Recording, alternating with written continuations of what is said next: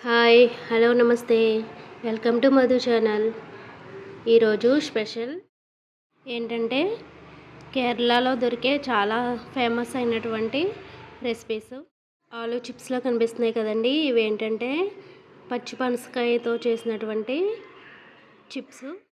Taste అయితే చాలా బాగుంది, మంచి ఫ్లేవర్తో ఉన్నాయి. ఇవి పచ్చి పనసకాయని తీసుకుని ఇలా పొడవుగా కట్ చేసుకుని స్లైసెస్ లాగా దాన్ని ఆవిరి మీద కొద్దిసేపు ఉడికించి ఆ తర్వాత దాన్ని డీప్ ఫ్రై చేసుకోవాలి. ఆరిన తర్వాత అంతే.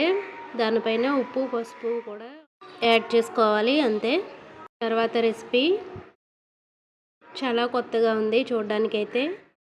ఇది కేరళలో స్పెషల్గా దొరికేటువంటి హల్వా. దీనిలో కొబ్బరి ఇంకా రెడ్ రైస్ నెయ్యి వేసి ప్రిపేర్ చేశారు.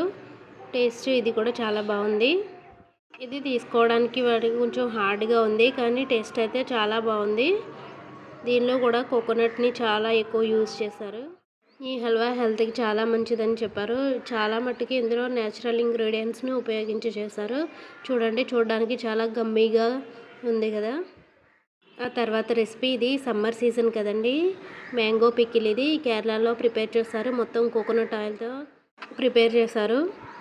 ఇది కూడా చాలా కొత్తగా అనిపించింది టేస్ట్. కేరళలో ఎక్కువ శాతం కోకోనట్ ఆయిల్ వాడే అన్ని రెసిపీస్ అయితే ప్రిపేర్ చేస్తారు. అందుకే వీటి టేస్ట్ స్మెల్ కూడా కొంచెం డిఫరెంట్గా ఉన్నాయి. పికిల్ అయితే అంత స్పైసీగా ఏమి లేదు, కానీ బాగుంది టేస్ట్. ఆ తర్వాత రెసిపీ కేరళలో నాన్ వెజ్ కూడా చాలా ఎక్కువగానే ప్రిఫర్ చేస్తారు. తర్వాత ఇంకా నెక్స్ట్ రెసిపీ ఏంటంటే నాన్ వెజ్ రెసిపీ. అదేంటంటే ష్రింప్